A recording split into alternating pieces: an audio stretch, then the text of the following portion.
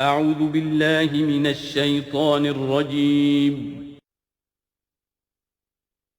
بسم الله الرحمن الرحيم.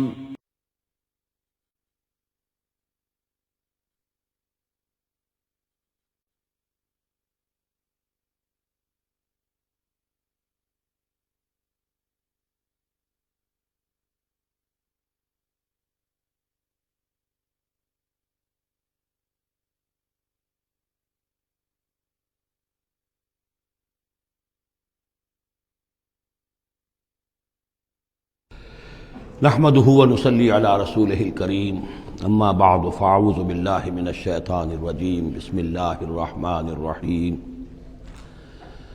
سبحان الذي أسرى بعبده ليلا من المسجد الحرام إلى المسجد الأقصى الذي باركنا حوله لنريه من آياتنا إنه هو السميع البصير وآتينا موسى الكتاب وجعلناه هدى لبني إسرائيل ألا تتخذوا من دوني وكيلا ذرية من حملنا مع نوح إنه كان عبدا شكورا صدق اللہ العظیم۔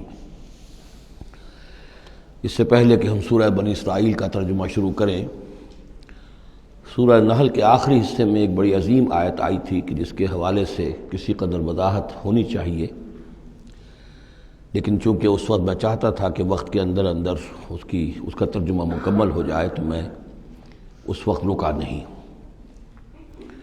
یہ آیت نمبر 125 ہے سورہ مبارکہ کی، ادعو الی سبیل ربک بالحکمۃ والموعظۃ الحسنۃ وجادلھم باللتی ہی احسن۔ اصل میں اس میں دعوت اسلامی اور دعوت دین کے 3 مختلف لیولز کا تذکرہ ہے۔ عام طور پر اس کو ایک ہی چیز سمجھ کر لوگوں نے ترجمہ بھی کیا ہے، وضاحت بھی کی ہے، لیکن دقت نظر سے جائزہ لیا جائے تو چونکہ انسانوں میں مختلف قسم کے انسان ہیں تو دعوت و تبلیغ کے بھی اسی اعتبار سے مختلف گوشے کہہ لیجئے، مختلف لیولز کہہ لیجئے۔ مثلا یہ کہ انسانوں میں ایک چھوٹی بڑی ہی مائنیوٹ مائنورٹی ہوتی ہے جن کو ہم انٹیلیجنسیا کہتے ہیں۔ یہ وہ لوگ ہیں کہ جو عقل سے کام لیتے ہیں، کسی بات کو قبول کرتے ہیں تو پہلے عقل سے سمجھتے ہیں تب قبول کرتے ہیں، جذبات سے نہیں۔ اور یہ کہ کسی شے کو رد کرتے ہیں تو دلیل سے کرتے ہیں، اگر قبول کرتے ہیں تو دلیل سے، رد کرتے ہیں تو دلیل سے۔ یہ انٹلیکچوئل مائنورٹی آپ اسے کہیں یا انٹیلیجنسیا کہیں، یا یہ کہ اس کے لیے برین ٹرسٹ بھی ایک لفظ ہے کہ ہر معاشرے کے اندر اس طرح کے لوگ ہوتے ہیں، اور یہ ہوتے بہت کم ہیں تعداد میں، لیکن ڈیسائسو ہوتے ہیں۔ اس معاشرے کا جو بحیثیت مجموعی رخ ہے وہ یہ معین کرتے ہیں۔ عوام کی حیثیت جو ہے وہ ایسے ہے جیسے ایک انسان کے جسم میں ہاتھ پاؤں ہیں، اعضاء و جوارے ہیں، لیکن جو حیثیت ایک انسان کے جسم میں دماغ کی ہے وہ اس برین ٹرسٹ کی ہوتی ہے، انٹیلیجنسیا کی۔ یہ طبقہ جو ہے اس کو دعوت جو دی جائے تو ظاہر بات ہے کہ وہ وعظ سے نہیں، جذباتی نہیں، بالحکمہ، پختہ باتیں، عقلی دلائل، محکم باتیں، وہ حکمت جس کے بارے میں فرمایا گیا وَمَن یُؤْتَ الْحِکْمَةَ فَقَدْ أُوتِیَ خَیْرًا کَثِیرًا، سورہ بقرہ میں ہم پڑھا ہے۔ اور وہ حکمت کے جو 3 جگہ پر حضور صلی اللہ علیہ وسلم کی جو تعلیم و تربیت ہے اس کے مراحل میں سب سے اونچا مرحلہ بیان ہوا ہے، یتلو علیہم آیاتہ ویزکیہم ویعلمہم الکتاب والحکمہ۔ یہ حکمت جو ہے گہری باتیں، دانائی کی باتیں، عقل کی باتیں، مسلمہ اصول، ان کے حوالے سے یہ سمجھنا کہ کس شے کی اہمیت زیادہ ہے، کس شے کی اہمیت کم ہے، کیا چیز پرائمری امپورٹنس کی ہے، کیا سیکنڈری ہے، ان چیزوں کو جاننے والے لوگ جو ہیں، جو اصول پہچان لیتے ہیں، پھر اصولوں کو منطبق کرنا جانتے ہیں، تو ان کے لیے دعوت جو ہے وہ بھی بہرحال اسی سطح کی ہونی چاہیے کہ وہ دعوت جو ہے دلائل پر، براہین پر۔ جب قرآن کہتا ہے اپنے مخالفین سے ہاتوا برہانکم ان کنتم صادقین، لاؤ دلیل لاؤ، تو ظاہر بات ہے کہ پھر ان کے مخاطبین جو ہیں ان کو بھی حق پہنچتا ہے کہ وہ دلیل طلب کریں۔ اب اس کے لیے ظاہر بات ہے کہ وہی شخص یہ کام کر سکتا ہے جو خود اپنی ذہنی سطح کے اعتبار سے کافی بلند ہو چکا ہو، جس کا اپنا شعور بہت پختہ ہو چکا ہو۔ جب تک کہ وہ خود حکیم نہ ہو تو حکمت کے ساتھ دعوت کیسے دے گا؟ لیکن ایک ہے عام سطح لوگوں کی، عام لوگ جو ہیں جن کے دماغوں میں اس طرح کے کوئی فطور نہیں ہوتے، کوئی وہ عقل کی چھلنی لگی ہوئی نہیں ہوتی، ان کے جذبات جو ہیں اچھے، اگر جذبات اچھی بات کہی جائے تو جذباتی طور پر بھی اپیل ہو جاتی ہے۔ یوں سمجھیے کہ دل جو ہے ان کے کھلے ہیں، کھلی کتاب کے مانند ہیں، آپ جو چاہیں لکھ دیجئے، جیسے کھلی صاف سلیٹ ہے، اس پر آپ نے جو چاہا لکھ دیا۔ ایسے لوگوں کے لیے یہ ہے کہ موعظۃ الحسنہ، ایک بات جو ہے اچھی بات ہو، خلوص سے ساتھ کہی جائے، وہ شخص یہ محسوس کرے کہ جو بات یہ کہہ رہا ہے مجھ پر دھونس نہیں جمانا چاہتا، اپنے علم کا روب نہیں ڈالنا چاہتا، بلکہ یہ در حقیقت میری خیر خواہی کی وجہ سے، مجھ سے نفرت نہیں کرتا، میری تحقیر نہیں کر رہا ہے، جو یہ مجھ سے کہہ رہا ہے وہ خلوص سے کہہ رہا ہے۔ از دل خیزت بر دل ریزت، دل سے بات نکلے گی اور دل پہ جا اترے گی، یہ ہے موعظہ حسنہ۔ عوام الناس کے لیے دعوت جو ہے وہ اس لیول کے اوپر ہوتی ہے، وہ زیادہ عقلی اور منطقی اور بحثیں اور ان کے سامنے فلسفے کی جو ہے وہ کتابیں کھول کر آدمی بیٹھ جائے تو یہ گویا کہ ان پر ظلم ہے، یہ ان کے لیے تکلیف مالا یطاق ہے۔ تو سب سے اوپر کا لیول ہے ادع الی سبیل ربک بالحکمہ، پھر ہے والموعظۃ الحسنہ عوام کے لیے۔ نمبر 3 وہ ہوتے ہیں کچھ لوگ معاشرے کے اندر کہ جو لوگوں کو گمراہ کرنے پر تلے ہوتے ہیں۔ مثلاً عیسائی مشنریز ہیں، انہیں تو خرچے ملتے ہیں، ان کے تنخواہیں ہیں، ان کے بجٹس ہیں، بڑی بڑی حکومتوں کی طرح کے بجٹ ان کے ہیں، ان کی ٹریننگ اس لیے ہو رہی ہے، انہیں خاص خاص ایشوز کے اوپر ٹرین کر کے بھیجا جاتا ہے مناظرہ کرنے کے لیے۔ قادیانیوں کا نظام ہے، بہائیوں کا نظام ہے، ان کے لیے یہ ہے کہ لوگوں کو ٹریننگ دے کر وہ مجادلے کے لیے، مناظرے کے لیے، بحث کے لیے، اس کے لیے ان کو تیار کیا گیا ہوتا ہے۔ یہ بات مان کر دینے والے نہیں ہوتے، آپ خلوص کے ساتھ ان سے بات کریں گے تو وہ در حقیقت وہ تو یوں سمجھیے کہ ادھار کھائے بیٹھے ہوتے ہیں اس پر کہ انہوں نے بات نہیں ماننی، بلکہ یہ کہ لوگوں کو گمراہ کرنا، ان کے ساتھ جدال کرنا پڑتا ہے، جو جھگڑنا بھی پڑتا ہے، بحث بھی کرنی پڑے گی۔ لیکن اس بحث میں بھی جو ہمارے ہاں مناظرے کا لفظ آیا ہے، قرآن مجید میں مناظرے کا لفظ نہیں آیا ہے، مجادلے کا لفظ آیا ہے۔ جادلہم، ہاں ان سے جھگڑو، انہیں جواب دینے پڑیں گے ایسے کہ جو انہیں خاموش کر دیں، اگر وہ خاموش نہیں ہوں گے تو عوام الناس کے اوپر ان کا اثر ہو جائے گا۔ لیکن اس مجادلے میں بھی تمہارا اپنا اخلاقی معیار برقرار رہنا چاہیے، نیچے نہ اترو، گالم گلوچ پر نہ آ جاؤ، بہت گھٹیا انداز اختیار نہ کر لو، بلکہ جیسے کہا گیا کہ ان کے معبودوں کو گالیاں نہ دینی شروع کر دو، بلکہ یہ کہ ان میں بھی ہمیں آداب، اس کے اندر بھی آداب کو ملحوظ رکھتے ہوئے۔ تو یہ 3 لیولز ہیں، ادع الی سبیل ربک بالحکمۃ والموعظۃ الحسنۃ وجادلہم باللتی احسن۔ اب اس میں ہر ایک کے لیے پھر تیاری کرنی ہوگی۔ قادیانیوں سے مباحثے کرنے کے لیے ظاہر بات ہے عام آدمی نہیں کر سکتا جب تک کہ ان اسپیشل ایشوز کے اوپر اس کو صحیح جو ہے اس کو تعلیم نہ دے دی گئی ہو، اس کے اوپر تربیت نہ ہو گئی ہو۔ اور اسی طریقے سے جو بہائیوں نے کوئی مسائل اٹھائے ہوئے ہیں، منکرین حدیث نے کوئی اٹھائے ہوئے ہیں، تو اس طرح کے لیے جو ہے یہ 3 لیولز ہیں، ان کو سمجھ لیجیے۔ اب آئیے ہم سورہ بنی اسرائیل کی طرف چل رہے ہیں۔ یہ قرآن مجید کے وسط میں 2 عظیم خزانے ہیں حکمت قرآنی کے، سورہ بنی اسرائیل اور سورۃ الکہف، اور یہ نہایت حسین و جمیل جوڑا ہے۔ اس میں جوڑے ہونے کی جو نسبتیں ہیں، نسبت زوجیت، کیا کیا مشابہتیں ہیں، کس کس اعتبار سے کمپلیمنٹری ہیں، وہ تو ظاہر بات ہے کہ میں شروع میں زیادہ وقت نہیں لے سکتا، یہ تو دوران جب ہم ترجمہ کریں گے، پڑھیں گے، بات واضح ہو جائے گی۔ لیکن 1-2 موٹی باتیں دیکھ لیجئے۔ اس سورت کا آغاز ہو رہا ہے سبحان الذی اسریٰ بعبدہ، اللہ کی تسبیح کے ساتھ۔ سورہ کہف شروع ہوگی الحمدللہ الذی انزل علی عبدہ الکتاب، الحمدللہ، اور حدیث نبوی میں آیا ہے التسبیح نصف المیزان والحمدللہ تملؤہ، نظام جو میزان معرفت خداوندی ہے وہ آدھی ہو جاتی ہے تسبیح سے، سبحان اللہ کہنے سے، اور پر ہو جاتی ہے الحمدللہ کہنے سے۔ یہ دونوں مل کر گویا کہ معرفت خداوندی کا جو بھی انسان کے پاس ہو سکتا ہے اثاثہ اور جو پونجی ہو سکتی ہے اس کی تکمیل ہو جاتی ہے۔ یہ ہم آگے چل کر المسبحات میں اس مضمون پر تفصیلی گفتگو کریں گے، لیکن یہاں نوٹ کر لیجئے تسبیح سے شروع ہو رہی ہے سورہ بنی اسرائیل اور تحمید سے، الحمدللہ الذی انزل علی عبدہ الکتاب۔ پھر یہ کہ یہاں ہے ذکر اللہ اپنے بندے کو لے گیا، وہاں ہے اللہ نے اپنے بندے پر کتاب اتاری، یہ گویا کہ ریسیپروکل معاملہ ہو رہا ہے۔ دونوں جگہ عبد کا لفظ آیا، رسول کا لفظ نہیں آیا۔ سبحان الذی اسریٰ بعبدہ، الحمدللہ الذی انزل علی عبدہ الکتاب۔ اس طرح آخر میں آپ دیکھیں گے 2 آیت قل سے شروع ہوگی، قل الرحمن ایما تدعوا فلہ الاسماء الحسنی، اسی طریقے سے آخری آیت بھی ہے۔ اور پھر اسی طریقے سے سورہ کہف کی بھی آخری 2 آیتیں قل سے شروع ہوگی۔ 4 قل ہیں، 4 قل تو سورتوں کے ہیں، قل یا ایھا الکافرون اور قل هو اللہ احد اور قل اعوذ برب الفلق اور قل اعوذ برب الناس، 4 قل بہت مشہور ہیں، لیکن یہ 4 قل جو ہیں، 2 آیتیں قل والی یہ سورہ بنی اسرائیل کی آیات اور 2 آیتیں قل والی جو سورہ کہف نہایت عظیم آیات ہیں، اور ان دونوں میں بھی وہی ریسیپروکل نسبت ہوگی کی طرف کہ میں نے اشارہ کیا ہے۔ ایک اور خاص بات یہ ہے ان صورتوں میں کہ یہ اس طریقے سے انٹرلاکڈ ہے، جیسے ریل گاڑی کے 2 ڈبے ہوتے ہیں، ان کو جوڑا ہوا ہوتا ہے بیچ میں، انٹرلاکڈ ہوتے ہیں۔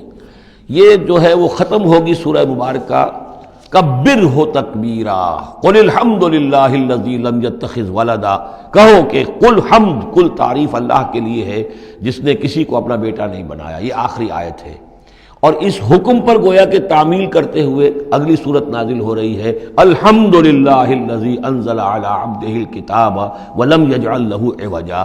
اس طریقے سے یہ دونوں جوڑے جو ہیں باہم انٹرلاک بھی ہیں۔ یہ سورہ بنی اسرائیل جو ہے اس کا پہلا رکوع اس اعتبار سے بہت اہم ہے، بہت عظیم ہے کہ اس میں بنی اسرائیل کی تاریخ کے 4 ادوار کا تذکرہ ہے جو کہ حضور صلی اللہ علیہ وسلم کی بعثت تک گزر چکے تھے۔ 2000 برس کی تاریخ ان کی ہے، جس کو کہ 4 ادوار میں یہاں 4 آیتوں میں سمو کر بیان کر دیا گیا۔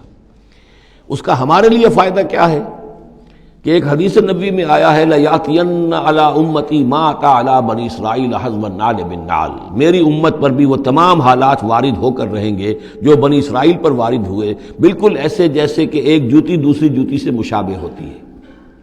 جوتیوں کا جوڑا زمین پر رکھا ہو تو آپ کو مختلف نظر آئیں گے، جوتیوں کے رخ جو ہیں وہ مختلف ہوں گے پنجوں کے حساب سے، لیکن اگر ان کے تلووں کو جوڑ دیں گے تو معلوم ہوگا کہ ان میں کوئی فرق نہیں ہے۔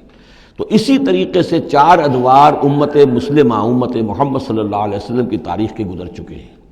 تو گویا کہ اپنے آپ کو سمجھنے کے لیے بھی یہ آئینہ جو ہے ان آیات میں جو تاریخ بنی اسرائیل کا آ رہا ہے وہ بہت مفید ہے۔ چنانچہ اس پر میں نے ایک مضمون لکھا تھا، وہ پھر پہلے تو اب چھپتا ہے چھوٹی شکل میں، وہ کتابچہ ہے تنظیم اسلامی کا تاریخی پس منظر، اور اس کے بعد ایک بڑی کتاب بھی اب آ چکی ہے، سابقہ اور موجودہ مسلمان امتوں کا ماضی، حال اور مستقبل، اردو میں وہ کتاب بھی موجود ہے جو اس موضوع پر ہے۔ لیکن اس ضمن میں جو کچھ مجھ پر کھلا ہے وہ در حقیقت ان آیات کے حوالے سے اور اس حدیث کی کنجی سے، وہ حدیث جو ہے گویا کہ وہ ایک کنجی کی حیثیت رکھتی تھی جس سے کہ میں نے ان آیات میں جو خزانہ مضمر ہے علم کا اور معرفت کا اور معلومات کا، اس کو میں نے کھولا ہے اللہ کے فضل و کرم سے۔ اب جو ہے انگریزی میں بھی یہ کتابچہ جو ہے چھوٹا بھی موجود ہے، rise and fall of the Muslim ummah, اور دوسری طرف انگریزی میں اب دوسری کتاب کی بھی ترجمانی آ گئی ہے، لیسنز فرام ہسٹری، اور وہ سب کے سب جیسا کہ میں نے عرض کیا یہاں سے ماخوذ ہے۔ سبحان الذی اسریٰ بعبدہ لیلا من المسجد الحرام الی المسجد الاقصی، پاک ہے وہ ذات کہ جو لے گئی راتوں رات اپنے بندے کو صلی اللہ علیہ وسلم مسجد الحرام سے، یعنی مکہ مکرمہ خانہ کعبہ کے پاس سے، الی المسجد الاقصی، دور کی مسجد کی طرف، یعنی یروشلم بیت مسجد اقصی جو کہ قبلہ رہا ہے بنی اسرائیل کا، الذی بارکنا حولہ، جس کے ماحول کو ہم نے بابرکت بنایا ہے۔ یہ بابرکت اس اعتبار سے بھی ہے کہ بہت ہی یعنی دنیاوی اعتبار سے بھی بہت زرخیز علاقہ ہے، بہت اچھی آب و ہوا ہے، اور اس اعتبار سے بھی کہ یہاں سینکڑوں نبی آئے ہیں، حضرت ابراہیم کا مدفن بھی وہیں ہے، حضرت ابراہیم کا مسکن وہ رہا ہے، بہت سے انبیاء وہاں رہے ہیں، اور یہ جو مرکز رہا ہے یروشلم کا ہیکل سلیمانی، یہ نہ معلوم کتنے نیک لوگ جو ہیں یہاں رہے ہیں اور یہاں پر عبادتیں ہوتی رہی ہیں، تو وہ پورا ماحول جو ہے روحانی اعتبار سے بھی مادی اعتبار سے بھی بڑا بابرکت ہے۔ یہ اشارہ ہو رہا ہے معراج کے سفر کی طرف، جس کے 2 حصے ہیں، ایک حصہ زمینی اور حصہ پھر آسمان کی طرف۔ زمینی حصہ یہ ہے کہ مسجد حرام سے اور مسجد اقصی یروشلم تک حضور کو لے جایا گیا، اور اس کے بعد پھر وہاں سے جو ہے اسینٹ، جو اوپر اٹھنا جو ہے آسمانوں کی طرف کا سفر جو ہے وہ شروع ہوا ہے۔ قرآن مجید میں یہاں صرف اس پہلے حصے کا ذکر کیا ہے، اور اس کا خاص سبب کیا ہے؟ اس کا سبب یہ ہے کہ اب گویا کہ اعلان ہو رہا ہے کہ محمد الرسول اللہ صلی اللہ علیہ وسلم کو اللہ تعالیٰ ان دونوں دین کے جو توحید کے عظیم مراکز تھے ان کا متولی بنا رہا ہے، محمد کو اور ان کی امت کو صلی اللہ علیہ وسلم وعلی اصحابہ الصلاۃ والسلام۔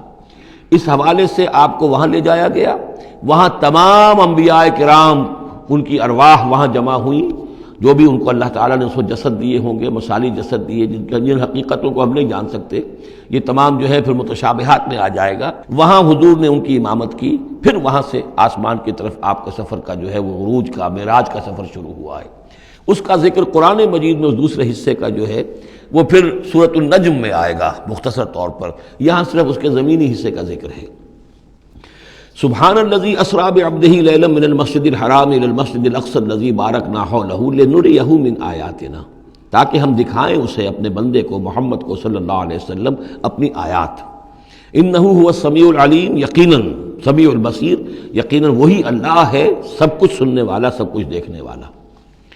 اب اس کے بعد وہ جو مرکز تھا وہاں پر، چونکہ بنی اسرائیل کی تاریخ کا وہ مرکز رہا ہے، حضرت سلیمان علیہ السلام نے اس کو تعبیر کیا تھا، تو اب ان کی تاریخ کا حوالہ شروع ہو رہا ہے۔ وآتینا موسیٰ الکتاب، اور ہم نے موسیٰ کو کتاب دی تھی یعنی تورات۔ وجعلناہ ھدی لبنی اسرائیل، اور ہم نے اسے بنایا تھا ہدایت نامہ، رہنمائی بنی اسرائیل کے لیے۔ وہ ھدی للناس اس معنی میں نہیں تھی کہ تمام نوع انسانی کے لیے ہو، بلکہ وہ در حقیقت بنی اسرائیل کے لیے ہدایت نامہ۔ وجعلناہ ھدی لبنی اسرائیل اللہ تتخذوا من دونی وکیلا، اور اس کی تعلیم کا لب لباب اور خلاصہ، توحید کا اصل جو جوہر ہے، مغز ہے، وہ کیا ہے؟ اللہ کے سوا کسی کو کارساز نہ سمجھو، مت پکڑو کسی اور کو میرے سوا کارساز، کسی پر تمہارا بھروسہ، کسی پر توکل نہ ہو میرے سوا۔ یہ توحید کا لب لباب ہے اور خلاصہ ہے۔ ذریۃ من حملنا مع نوح، اے وہ لوگوں جو اولاد ہو ان کی جن کو ہم نے اٹھایا تھا نوح کے ساتھ، سوار کیا تھا کشتی میں نوح کے ساتھ۔ حضرت نوح علیہ السلام کے 3 بیٹے، سام، حام، یافس، اور ظاہر بات ہے سام ہی کی نسل ہے یہ کہ جس میں حضرت ابراہیم کی پیدائش ہوئی، اور انہی کی نسل ہے یہ بنی اسرائیل۔ تو گویا کہ یہاں ذکر ہو رہا ہے کہ وہ جو لوگ حضرت نوح علیہ السلام کے ساتھ بچا لیے گئے تھے ان کی کشتی میں، انہی میں سے ایک کی نسل تم ہو۔ ذریۃ من حملنا مع نوح انہ کان عبدا شکورا، یقیناً وہ ہمارا بہت ہی شکر گزار بندہ تھا حضرت نوح علیہ السلام کے بارے میں۔ وقضینا الی بنی اسرائیل فی الکتاب لتفسدن فی الارض مرتین، اور ہم نے یہ پہلے ہی متنبہ کر دیا تھا بنی اسرائیل کو کتاب میں کہ 2 مرتبہ تم زمین میں بڑا فساد بچاؤ گے۔ وَلَتَعْلُنَّ عُلُوًّا كَبِيرًا، اور بہت ہی تم سرکشی کرو گے، بہت بڑی سرکشی کرو گے۔ یعنی 2 ادوار تم پر ایسے آئیں گے، شرارتیں کرو گے، سرکشی کرو گے، دین سے دور ہو جاؤ گے، لہو و لعب میں مبتلا ہو جاؤ گے، عیاشیوں کے اندر، اور اس میں تمہارا جو ہے اللہ تعالیٰ کی طرف سے پھر تمہارے اوپر عذاب کے کوڑے برسیں گے۔ اب یہاں پہ بٹوین دی لائن یہ ہے کہ اس سے پہلے ان کا ایک دور آیا کہ جس کے اندر ان کو اللہ تعالیٰ نے ان پر رحمتیں فرمائیں۔ چونکہ ہم کچھ چیزیں پڑھ چکے ہیں تاریخ بنی اسرائیل کے ضمن میں، وہ ذہن میں رکھیے۔ حضرت موسیٰ علیہ السلام لے کر نکلے بنی اسرائیل کو مصر سے، تو یہ 1400 قبل مسیح کی بات ہے۔ اس کے بعد وہ آئے ہیں، تورات انہیں ملی ہے جبکہ وہ جبل طور کے پاس پڑاؤ ڈالا ہے۔ وہاں سے پھر شمال مشرق کی طرف چلے ہیں، جب کہا گیا کہ جنگ کرو، قوم نے انکار کر دیا، تو 40 برس تک کی سزا مل گئی ان کی بزدلی کی وجہ سے۔ 40 برس تک وہ اسی صحرا میں بھٹکتے پھرے۔ اسی دوران حضرت موسیٰ کا انتقال ہو گیا اور حضرت ہارون کا بھی انتقال ہو گیا۔ لیکن پھر صحرا میں جو نسل پیدا ہوئی وہ پلی بڑھی، وہ ہمت والی تھی، مشقت دیکھی ہوئی تھی اس نے پھر جنگ کی اور جہاد کیا۔ حضرت یوشع ابن نون جو خلیفہ اول تھے حضرت موسیٰ علیہ السلام کے، ان کی سرکردگی میں تو فلسطین فتح کر لیا۔ پہلا شہر جو فتح ہوا وہ اریحا یا جریکو ہے، تو آج بھی موجود ہے وہ شہر۔ اس کے بعد انہوں نے کچھ عرصے کے اندر پورا فلسطین فتح کر لیا۔ لیکن غلطی یہ کی کہ اس میں ایک مرکزی حکومت نہیں بنائی، بہت سے 12 حکومتیں، 12 قبیلے تھے، جیسے 12 چشمے ان کو دیے گئے تھے، 12 حکومتیں بنا لی۔ پھر آپس میں لڑنے بھی لگے، طوائف الملوکی ہوئی۔ تو آس پاس کے جو مشرک اور کافر قومیں تھیں سیریا وغیرہ میں اور آس پاس اردن کے رہنے والی، انہوں نے پھر جو ہے ان کے اندر ریشہ دوانی شروع کی، اور ایک دور یہ آیا کہ اس میں ان کو بہت سے لوگوں کو اپنے گھروں سے نکال دیا گیا، اور وہ لوگ بڑی ہی زوال سے دوچار ہو گئے۔ تب انہیں ہوش آیا، انہوں نے سموئیل نبی جو ان کے تھے ان سے کہا کہ ہمارے لیے سپہ سالار مقرر کیجئے، ایک سپہ سالار ہو تاکہ اس کے پیچھے ہم سب کے سب 12 کے 12 قبیلے جمع ہو کر جنگ کریں، تو پھر یہ کہ اپنے دشمنوں پر فتح حاصل ہو۔ یہ وقفہ تقریباً 300 برس کا ہے، جس کے بعد وہ جنگ ہوئی ہے طالوت اور جالوت کی، اور حضرت طالوت نے جالوت کو قتل کیا۔ پھر حضرت داؤد منظر پر آ گئے، پھر طالوت، حضرت داؤد اور حضرت سلیمان، یہ 3 ان کی حکومتیں ہیں تقریباً 100 برس پر پھیلی ہوئی۔ 16 برس طالوت کے، 40 برس حضرت داؤد کے، 40 برس حضرت سلیمان کے۔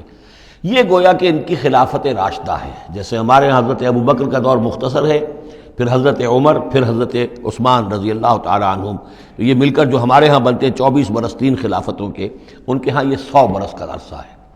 لیکن حضرت عثمان کے بعد آپ کو معلوم ہے کہ تقسیم ہو گئی تھی مملکت، اس لیے کہ حضرت علی رضی اللہ تعالی عنہ کی خلافت کو حضرت امیر معاویہ نے تسلیم نہیں کیا، تو شام اور مصر کے علاقے علیحدہ رہے۔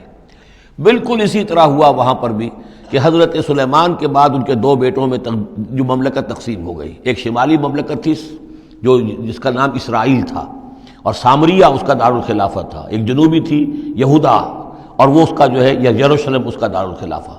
تو اس طریقے سے 2 ملک یہ بن گئے۔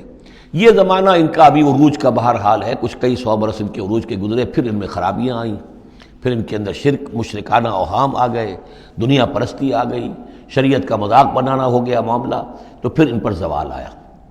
پہلا زوال جو آیا، پہلے اسیرینز نے شمالی مملکت جو تھی اسرائیل کی اس کو ختم کر دیا۔ یہ کوئی ختم کیا انہوں نے اس سے کافی پہلے 700-800 برس قبل حضرت مسیح کے۔ اس کے بعد جو اصل آیا ہے نبوکڈ نظر جو نمرود تھا عراق کا، اس کا حملہ ہوا 587 قبل مسیح میں، انہوں نے یروشلم کو برباد کیا، 6 لاکھ کو قتل کیا، 6 لاکھ کو قیدی بنا کے لے گیا، اور یہ کہ یروشلم میں 2 اینٹیں سلامت نہیں رہنے دیں، اور ہیکل سلیمانی کو مسمار کر دیا۔ یہ ان کا بدترین دور آیا۔ تقریباً 125 برس یہ کیپٹیوٹی میں رہے بیبیلونیا میں، 6 لاکھ کو ہانک کر لے گیا وہاں پر، بدترین دور۔ تو پہلا عروج اس کا جو کلائمیکس تھا وہ طالوت اور داؤد اور سلیمان کا دور حکومت، اور پہلا زوال جس کا یوں سمجھیے کہ سب سے نیچے کی پوزیشن یہ ہے جو کیپٹیوٹی کا دور ہے ان کا۔ اس کے بعد حضرت عزیر علیہ السلام ان میں آئے، اللہ نے بھیجا، انہوں نے دعوت اصلاح توبہ کی بنیادی کی، پھر یہ لوگ کچھ ٹھیک ہوئے۔ ادھر یہ کہ ایران نے حملہ کیا تھا عراق پر اور ان کو آزاد کر دیا تھا کہ جاؤ تم، کہ خورس نے، ذوالقرنین نے، کہ تم جاؤ اور جا کر اپنا شہر دوبارہ آباد کر لو، تو یہ پھر آ گئے، حضرت عزیر کے ساتھ ہو کر آئے ہیں۔ تو یہ تقریباً 458 قبل مسیح میں پھر یہ دوبارہ آئے ہیں۔ تو یہ سمجھیے کہ 125 برس تک یہ جو شہر ہے اجڑا پڑا رہا ہے۔ اسی دوران میں حضرت عزیر کو اللہ تعالیٰ نے 100 برس کے لیے سلائے بھی رکھا ہے، وہ موت ان پر طاری کر دی تھی جو سورہ بقرہ میں ہم پڑھ کر آئے ہیں۔ یہ سارے واقعات کو آپ یوں سمجھ لیجئے کہ یہ علیحدہ علیحدہ ٹکڑے جو ہم نے پڑھے ان کو جوڑ لیجئے۔ بہرحال پھر ان کے اندر یہ کہ ایک نیکی کی تحریک چلی، پھر ان کے اندر لوگوں نے توبہ کی، پھر اللہ نے انہیں دوبارہ ایک عروج عطا کیا، مکابی سلطنت قائم ہوئی، اور وہ جہاں تک دنیاوی حدود ہیں، زمینی حدود، وہ حضرت سلیمان کی مملکت سے بھی بڑی تھی۔ یہ ان کا دوسرا دور عروج ہے۔ لیکن پھر ان کے اندر زوال آیا، پھر خرابی آئی، پھر وہی دنیا پرستی، وہی عیاشیاں، وہی بدماشیاں، وہی مشرکانہ اوہام۔ اس کے نتیجے میں پھر ان پر جو کوڑے پڑے ہیں وہ پہلے تو پڑے ہیں یونانیوں کے ہاتھوں، سکندر مقدونی نے پہلے فتح کیا ان کو، پھر سلیوکس جو اس کا اس سے پہ سالار تھا وہ ان پر حکمران رہا ہے۔ اس کے بعد یہ ہے کہ پھر رومنز آ گئے، رومنز نے ان کو فتح کر لیا، ان کی حکومتیں چلتی رہیں۔ یہ دوسرا دور ہے۔ اس دور میں پھر یہ ہے کہ رومنی کے ہاتھوں سن 70 عیسوی میں دوبارہ یروشلم تباہ و برباد ہوا، 1,33,000 یہودی ایک دن میں قتل کیے۔ پھر دوبارہ وہ ٹیمپل یا ہیکل سلیمانی جو دوبارہ تعمیر کر لیا تھا حضرت عزیر کے بعد، پھر وہ مسمار کر دیا گیا، اور وہ آج تک مسمار پڑا ہوا ہے۔ اور گویا کہ حضور صلی اللہ علیہ وسلم کی بعثت کے وقت 500 برس ہو چکے تھے اس کو مسمار ہوئے ہوئے۔ سن 70 عیسوی میں وہ مسمار ہوا، اور 571 میں حضور کی پیدائش ہے، یعنی آپ کی پیدائش بھی پورے 500 برس بعد ہوئی ہے، جبکہ یہ رومیوں کے ہاتھوں ہیکل سلیمانی تباہ و برباد کر دیا گیا تھا۔ یروشلم میں پھر کوئی متنفس نہیں رہا، لیکن یہ کہ بعد میں جو ہے اس کے اندر ان کو یہاں سے نکال باہر کیا گیا، ان کا ڈائسپورا شروع ہو گیا۔ وہ ڈائسپورا اس صدی کے شروع میں ختم ہوا ہے، وہ پھر میں بعد میں بات کروں گا۔ یہ ساری داستان بڑی اہم ہے، اس لیے کہ یہ سابقہ امت مسلمہ ہے۔ یہ وہ امت مسلمہ ہے جس کے ہاں 1400 برس تک نبوت رہی، جس کے ہاں 3 کتابیں نازل ہوئی ہیں، جن کے بارے میں قرآن میں 2 جگہ ہے کہ یا بنی اسرائیل اذکروا نعمتی التی انعمت علیکم وانی فضلتکم علی العالمین، میں نے تمام جہان والوں پر تمہیں فضیلت دی ہے۔ تو اسی طریقے سے پھر ان کو معزول جب کرنے کے بعد ہم سامنے آئے ہیں تو حضور نے بتایا وہی کچھ تم پر بھی ہوگا اور وہی کچھ ہم پر بھی ہوا ہے۔ ہمارا بھی پہلا عروج عربوں کی زیر قیادت تھا، پھر زوال آیا۔ پہلے پٹائی ہوئی کروسیڈرز کے ہاتھوں، پھر جو پٹائی ہوئی ہے، بڑی پٹائی جو ہوئی ہے وہ ہوئی ہے پھر ہلاکو اور چنگیز کے ذریعے سے، فتنہ تاتار۔ اس کے بعد پھر جو ہے وہ قیادت بدل گئی، عربوں کی قیادت کے بجائے ترکوں کی قیادت آ گئی. وہ وہی لوگ جنہوں نے لاکھوں کروڑوں مسلمان قتل کیے پھر وہ ایمان لے آئے، پھر اسلام لے آئے. انہی کے ذریعے کی مختلف حکومتیں بنی، ترکان تیموری اور ترکان صفوی اور ترکان سلجوقی اور ترکان عثمانی. لیکن اس کے بعد پھر ان پر بھی زوال آیا. وہ ہم نے دیکھ لیا اس صدی میں گریٹ اوٹومان امپائر جو ہے اس صدی کے شروع میں ختم ہو گئی. اور ہم پر بھی جو دوسرا جو دور آیا عذاب کا وہ یورپ کی قوموں کے ذریعے سے آیا. کہیں انگریز آ گئے، کہیں فرانسیسی آ گئے، کہیں اطالوی آ گئے، کہیں اسپینیئرز آ گئے، کہیں ڈچ آ گئے. تو جیسے کہ یہودیوں پر بھی دوسرا عذاب جو آیا تھا وہ گریکس اور رومنز کے ہاتھوں، اسی طریقے سے مسلمانوں پر بھی دوسرا زوال کا دور جو آیا ہے وہ یورپین کولونیل پاورز کے ہاتھوں آیا. ہم نے یہ طے کر دیا تھا، پہلے ہی سنا دیا تھا بنی اسرائیل کو کہ تم اپنی تاریخ میں 2 مرتبہ بہت فساد مچاؤ گے اور بہت سرکشی کرو گے. فَإِذَا جَاءَ وَعْدُ أُولَاهُمَا، جب ان دونوں میں سے پہلے وعدے کا وقت آ گیا، بَعَثْنَا عَلَيْكُمْ عِبَادًا لَنَا أُولِي بَأْسٍ شَدِيدٍ، ہم نے تم پر مسلط کر دیے اپنے ایسے بندے جو بڑی سخت جنگ کرنے والے، بڑے سخت جنگجو تھے. فَجَاسُوا خِلَالَ الدِّيَارِ، تو وہ تمہاری آبادیوں میں، ملکوں میں گھس گئے. وَكَانَ وَعْدًا مَفْعُولًا، اور وہ وعدہ جو اللہ کا تھا وہ پورا ہو کر رہا. یعنی جب تم شرارت کرو گے، جب تم دین سے برگشتہ ہو جاؤ گے، جب تم اللہ کی کتاب کو اور اللہ کے قانون کو جو ہے وہ مذاق اور ہنسی بنا لو گے، تو پھر تم پر ہمارے عذاب کے کوڑے پڑیں گے. یہ میں بتا چکا ہوں. پہلے یہ کوڑے آئے اسیرینز کے ہاتھوں جنہوں نے ختم کر دیا اسرائیلی مملکت کو. پھر یہ آئے نیبوکڈنیزر کے ہاتھوں، بیبیلونینز کے ہاتھوں، جس نے کہ یروشلم کو بھی برباد کیا، 6 لاکھ کو قتل کیا، 6 لاکھ کو ساتھ لے گیا اور ہیکل سلیمانی مسمار کر دیا. ثم رددنا لکم الکرۃ علیہم، پھر ہم نے تمہاری باری لوٹائی ان پر. پھر اللہ تعالیٰ نے ان کو پھر ایک مرتبہ پھر وہ دی، سہارا دیا.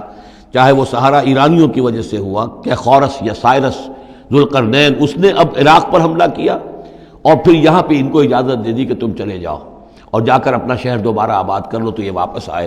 ثم رددنا لکم الکرۃ علیہم، پھر ہم نے تمہاری باری لوٹائی دی ان پر. وامددناکم، اور تمہاری مدد کی، بے اموال کے ذریعے سے بھی، وبنینا، اور اولاد بیٹوں کے ذریعے سے بھی، وجعلناکم اکثر نفیرا، اور پھر ہم نے تمہیں بنا دیا ایک کثیر تعداد والی قوم.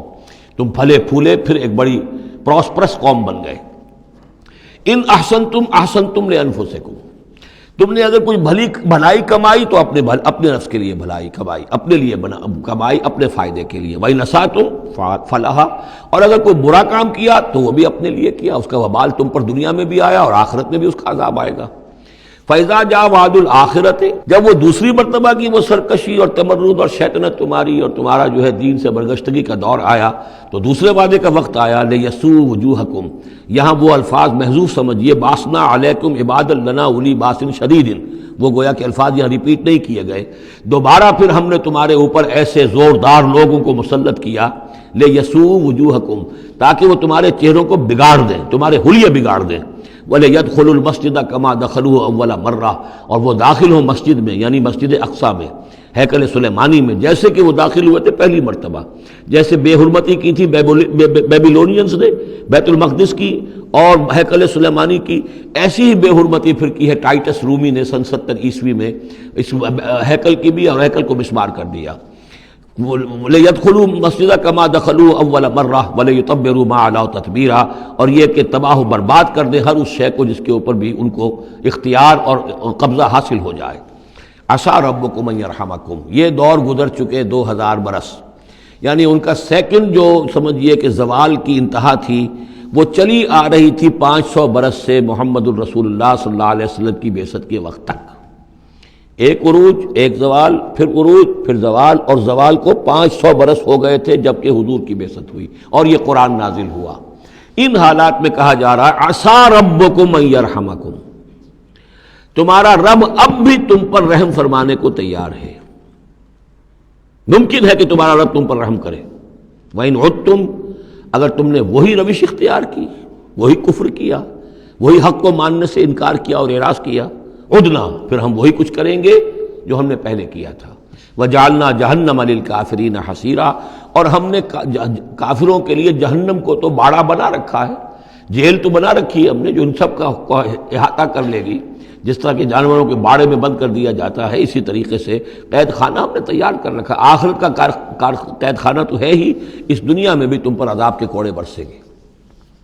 ان ھذا القرآن یہدی للتی ہی اقوم، دیکھو اب یہ قرآن جو ہم نازل کر رہے ہیں اپنے بندے محمد پر صلی اللہ علیہ وسلم، یہ گویا کہ اب شاہ درا ہے، اللہ کی رحمت میں داخل ہونا ہے تو اس سے داخل ہونا ہوگا، اس کو مانو تو تمہارے لیے اللہ کی رحمتوں کے دروازے پھر کھل جائیں گے۔ جو بھی اللہ نے وعدے کیے ہیں اپنے اس آخری نبی اور ان کی امت کے لیے، تم بھی اس میں شامل ہو جاؤ گے، انہی کی برکتوں سے تم بھی حصہ پاؤ گے۔ ان ھذا القرآن یہدی للتی ہے اقوم، یقیناً یہ قرآن ہے جو اب راستہ دکھا رہا ہے اور رہنمائی کر رہا ہے اس راہ کی طرف جو سب سے سیدھی ہے، اقوم۔ وَيُبَشِّرُ الْمُؤْمِنِينَ، اور بشارت دیتا اہل ایمان کو، الَّذِينَ يَعْمَلُونَ الصَّالِحَاتِ، جو نیک عمل بھی کریں، أَنَّ لَهُمْ أَجْرًا كَبِيرًا، کہ ان کے لیے بہت بڑا اجر ہے، وَأَنَّ الَّذِينَ لَا يُؤْمِنُونَ بِالْآخِرَةِ۔ اب دیکھیے جہاں بھی وہ بات آتی ہے عمل کی خرابی کی تو ایمان بالآخرہ کا تذکرہ، اور وہ لوگ کہ جو ایمان نہیں رکھتے آخرت پر، آتدنا لہم عذابا علیما، ان کے لیے تو ہم نے فراہم کیا ہوا ہے دردناک عذاب۔ یہ پہلا رکوع 10 آیات کا بہت ہی اہم ہے تاریخی اعتبار سے، اور اس کو سمجھنا چاہیے۔ یہ خد و خال یہ ہماری ہی گویا کہ امت مسلمہ ایک ہم ہیں، الحمدللہ امت محمد میں شامل ہے، لیکن یہ بھی ایک امت مسلمہ تھی، یہ سابقہ امت مسلمہ ہے، اور ابھی یہ ختم نہیں ہوئی ہے، موجود ہے۔ اگر ڈپوزڈ ہے، معزول کر دی گئی ہے، وہ دوسری بات ہے، اور تقریباً 2000 برس سے یہ بڑے سختیوں کے اندر تھی، لیکن اب تقریباً 100 برس سے یہ ابھر کر آ گئی ہے، اور یوں سمجھیے کہ اب 2 پتنگیں اوپر چڑھ رہی ہیں۔ ایک سابقہ امت مسلمہ کی 1917 سے چڑھنی شروع ہوئی، بالفور ڈکلریشن، 1948 میں اسرائیل بن گیا، 1967 میں اسرائیل کی جو توسیع ہو گئی، 1991 میں آپ کو معلوم ہے کہ جو اس کا اربوں میں ایک ہی دشمن ہو سکتا تھا جس سے اسے خطرہ تھا، عراق، اس کا برکس نکال دیا گیا۔ اب وہ اس پورے علاقے کے اندر تو ایک اتنی بڑی طاقت ہے کہ کسی عرب ملک کے اندر یہ جرت نہیں ہے کہ وہ اسرائیل کا مقابلہ کر سکے۔ لیکن یہ کہ امت مسلمہ میں بھی رینائسنس شروع ہوا ہے، یہ بھی اپنے انتہائی زوال کو پہنچ چکی تھی اس صدی کے آغاز میں۔ پہلی جنگ عظیم کے بعد جب سلطنت عثمانیہ ختم ہوئی، خلافت ختم ہو گئی 1924 میں، تو اس کے بعد سے یہاں بھی ایک رینائسنس شروع ہو چکا ہے۔ یہاں بھی پھر آزادی کی تحریکیں چلیں، پھر جو ریوائیول کی تحریکیں، احیائی تحریکیں، جماعت اسلامی کی تحریک، اخوان کی تحریک، مظلومی پارٹی، اسی طریقے سے جو ایران میں تھے فدائی، یہ تحریکیں چل رہی ہیں۔ تو اس کو بھی جاننا بہت ضروری ہے کہ یہ جو صدی ہماری گزری ہے، اب ختم ہو رہی ہے، اس صدی کے دوران ہمارا ایک زوال کا عمل بھی چل رہا تھا، اور ایک یہ کہ ایک نئی ایک ترقی کی طرف بھی ہم آگے بڑھے ہیں رفتہ رفتہ۔ یہ دونوں پروسیس سائیڈ بائی سائیڈ، مرج البحرین یلتقیان بینہما برزخ لا یبغیان، یہ دونوں عمل چل رہے ہیں۔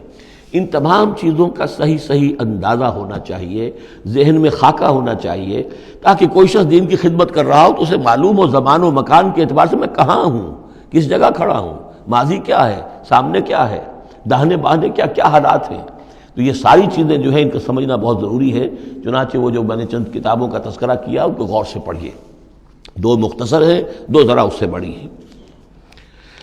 وَيَدْعُو الْإِنسَانُ بِالشَّرِّ دُعَاءَهُ بِالْخَيْرِ، اور انسان پکار بیٹھتا ہے شر جبکہ وہ پکار رہا ہوتا ہے اپنے نزدیک خیر۔ یعنی جب انسان دعا کرتا ہے اللہ یوں کر دے، اسے یہ معلوم نہیں کہ یہ اس کے لیے شر ہے، مانگ رہا ہے۔ جیسا کہ ہم پڑھ چکے سورہ بقرہ میں، عَسَىٰ أَن تَكْرَهُوا شَيْئًا وَهُوَ خَيْرٌ لَكُمْ، اے اللہ یہ چیز مجھ سے دور کر دے، جو چیز تم ناپسند کرتے ہو حقیقت میں اس میں تمہارا خیر ہے۔ وَعَسَىٰ أَن تُحِبُّوا شَيْئًا وَهُوَ شَرٌّ لَكُمْ، اور ہو سکتا ہے تم کسی شے کو پسند کرو اور اس میں تمہارے لیے شر ہے۔ اللہ یعلم وانتم لا تعلمون، اللہ جانتا ہے تم نہیں جانتے۔ اصل بات کیا کہ اللہ کے حوالے کیا جائے، تفویض الامر، اے اللہ تیرے حوالے، سپردم بے تو مایا خیشرا تو دانی حساب کم و بیشرا، تیرے علم میں جو چیز میرے لیے خیر ہے وہ فیصلہ فرما دے، چاہے مجھے اچھی لگے یا بری لگے، لیکن تیرے علم میں۔ اللہم انی استخیرک بعلمک واستقدرک بقدرتک واسألک من فضلک العظیم، میں تو تیری قدرت سے قدرت چاہتا ہوں، تیرے علم سے خیر چاہتا ہوں، مجھے کیا پتہ کس شے میں خیر ہے کس میں شر ہے، تو جانتا ہے۔ لیکن انسان کیا ہے، وہ تو اپنی عقل کو آگے رکھتا ہے، اے اللہ یوں کر دے، ایسا ہو جانا چاہیے، حالانکہ اس کو نہیں معلوم کہ بے وقوف جو شے مانگ رہا ہے وہ اس کے لیے خیر نہیں ہے، شر ہے۔ وَيَدْعُو الْإِنسَانُ بِالشَّرِّ دُعَاءَهُ بِالْخَيْرِ، اور انسان مانگ بیٹھتا ہے اپنے لیے شر جبکہ وہ مانگ رہا ہوتا ہے اپنے تئیں، اپنے خیال میں، اپنے ذوق میں خیر۔ وَكَانَ الْإِنسَانُ عَجُولًا، اور انسان بہت جلد باز ہے، اس جلد بازی کی وجہ سے، شارٹ سائٹڈنس کی وجہ سے وہ شر کو خیر، خیر کو شر سمجھ بیٹھتا ہے۔ وَجَعَلْنَا اللَّيْلَ وَالنَّهَارَ آیَتَيْنِ، اور ہم نے رات اور دن کو 2 نشانیاں بنا دیا ہے۔ فَمَحَوْنَا آیَةَ اللَّيْلِ، تو ہم نے رات والی نشانی کو تو تاریک بنا دیا، اسے مٹا دیا، محو کر دیا. وجعلنا آیۃ النہار مبصرۃ، اور دن والی نشانی کو ہم نے سجھانے والی بنا دیا، روشن کر دیا. لتبتغوا فضلا من ربکم، تاکہ اس روشنی کے اندر تم اپنے رب کا فضل تلاش کرو، تمہاری جو معاشی جد و جہد ہے اس کے لیے بھاگ دوڑ کر سکو. ولتعلموا عدد السنین والحساب، اور دن اور یہ رات کا جو فرق ہے اور تفاوت